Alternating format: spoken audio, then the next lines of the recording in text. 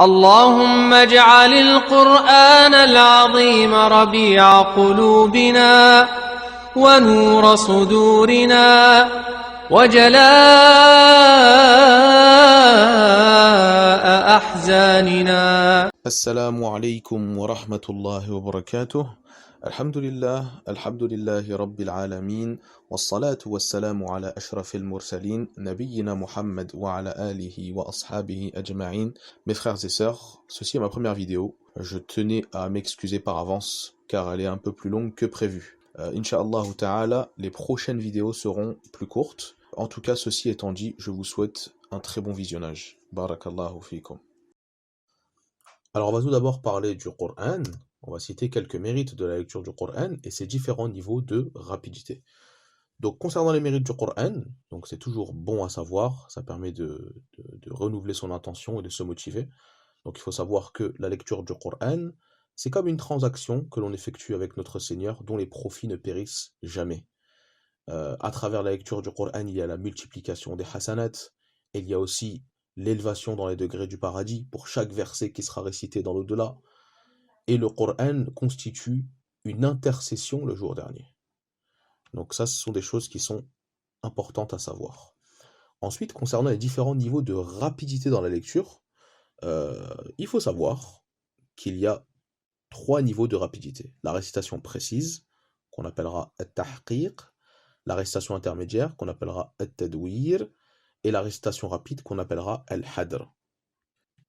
Ce sont les récitations que l'on peut écouter régulièrement sur YouTube, d'imams qui récitent le Coran en salah. Nous, on va s'intéresser à ce type de récitation intermédiaire. Dans un second temps, maintenant, on va parler du tajwid, donc ce qui nous intéresse aujourd'hui. Donc, on va quand même rappeler quelques définitions et quelques questions autour du tajwid. Donc le tajwid, de manière générale, il s'agit en fait d'embellir. Mais lorsque on parle du Coran spécifiquement, le tajwid, c'est donner aux lettres leur plénitude et leur dû, conformément à ce que les musulmans ont hérité du messager de Dieu, sallallahu alayhi wa sallam. Quel bénéfice peut-on tirer de la science du tajwid? Gagner la satisfaction de notre Seigneur, tout simplement. Qu'est-ce qui est voulu par le sens du verset « Warattilil Qur'ana tartila » donc récite le Coran avec soin. Donc, ce qui est voulu par ce verset, c'est réciter le Coran comme il a été révélé au messager de Dieu, sallallahu alayhi wa sallam, soigner son élocution et s'assurer de l'exactitude des points d'articulation des lettres, et donner à chaque lettre le son précis qui lui correspond pour tendre vers la perfection. Donc au final, en fait, ça revient à la définition qui est donnée en amont sur le tajwid de manière spécifique. Et enfin, en dernier lieu de cette vidéo, on parlera de al-isti'adha ou al-basmala. Al-isti'adha, en fait, c'est tout simplement le fait de chercher refuge auprès d'Allah contre shaitan. Donc c'est le fait de dire « A'udhu billahi minash shaytanir rajim ».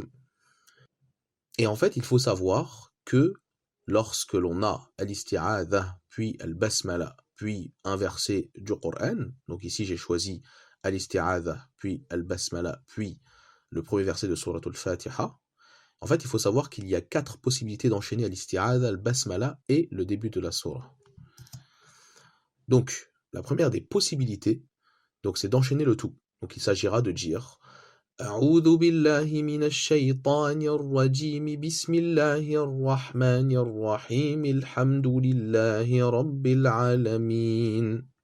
Donc ça, c'est la possibilité numéro 1. La possibilité numéro 2, c'est de s'arrêter entre chaque partie. Donc il s'agira de dire cette fois A'udhu billahi minash shaytanir rajim, bismillahir rahmanir rahim, alhamdulillahi rabbil alamin. Donc la troisième possibilité, c'est l'arrêt à l'isti'adha, puis l'enchaînement avec la basmala et le premier verset de la surah qui suit. Donc là, on dira A'udhu billahi minash shaytanir rajim, bismillahir rahmanir rahim, alhamdulillahi rabbil alamin.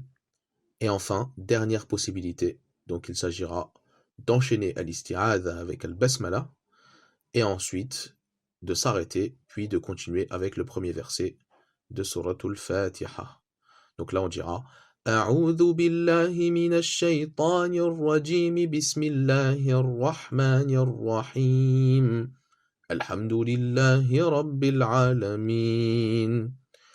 Donc ces 4 possibilités sont toutes légiférées. Et enfin, je voulais aborder une dernière chose avec vous. Donc c'est les 3 possibilités de réciter Al-Basmala entre 2 surahs. Donc là, ici, j'ai choisi la fin de Suratul Ikhlas et le début de Suratul Falaq. Donc ici, on va avoir différentes possibilités.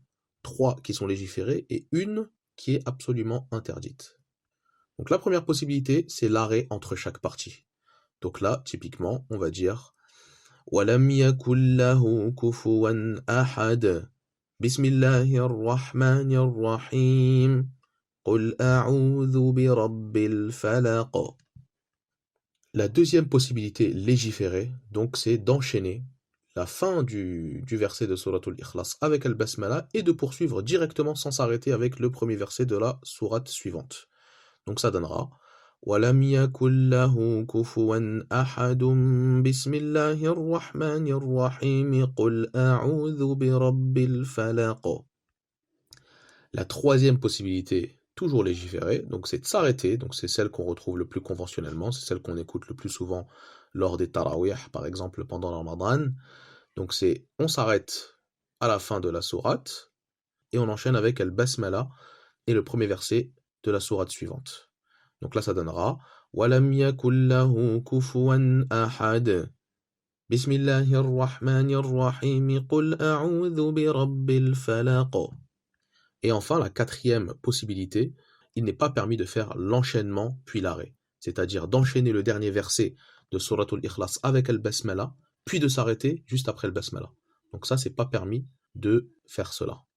Et enfin, pour terminer, parce que je ne veux pas que la vidéo soit trop longue, je voulais aborder une dernière chose, donc les différentes erreurs qui sont faites sur Al-Isti'adha, Al-Basmala, et le premier verset de Suratul Fatiha.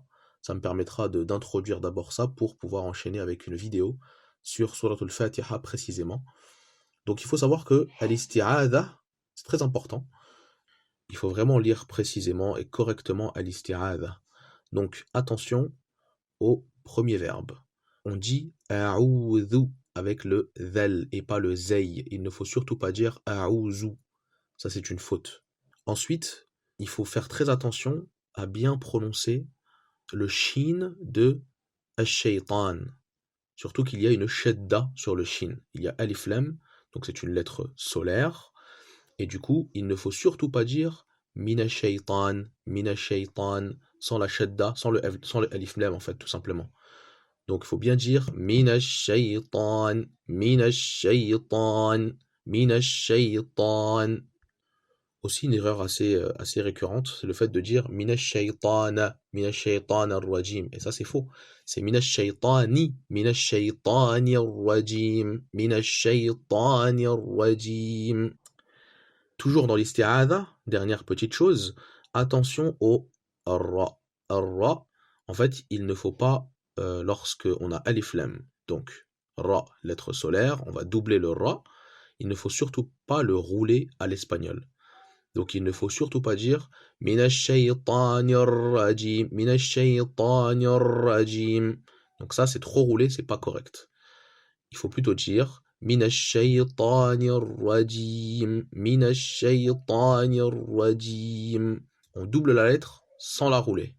Ensuite, donc dans la basmala, on peut parfois entendre, au lieu de dire bismillah, on va entendre basmallah.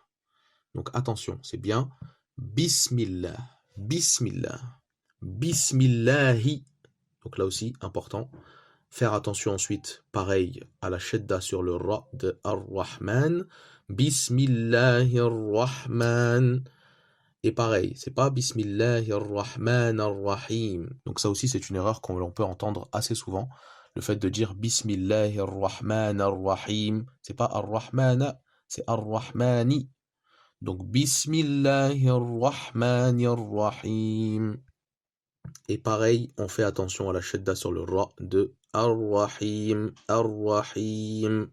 Et enfin, pour terminer, dans le premier verset de Suratul Fatiha, attention à la shadda de Rabbi. Et pas, il ne faut surtout pas dire Rabbi. Alhamdulillahi Rabbil Alamin. Rabbil Alamin. Voilà, c'est tout pour cette vidéo. Barakallahu fikum. J'espère que le contenu vous a plu. Si tel est le cas, n'hésitez pas à vous abonner et à partager autour de vous. N'hésitez pas aussi à commenter si vous avez des questions ou des remarques. Et moi je vous dis à bientôt pour une nouvelle vidéo, insha'Allah ta'ala. Wassalamu alaikum wa rahmatullahi wa barakatuh.